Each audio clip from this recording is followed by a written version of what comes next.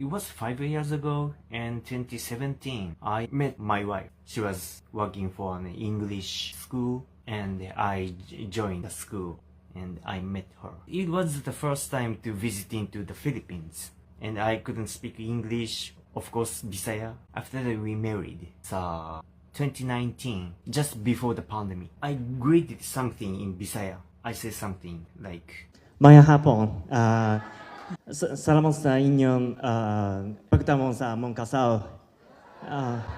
and guests got surprised. This Japanese can speak Bisaya. Their surprised faces. That's ecstasy for me. To surprise people using Bisaya. So I decided to study Bisaya. So I've been studying Bisaya for almost 3 years. That's the reason why I speak Bisaya.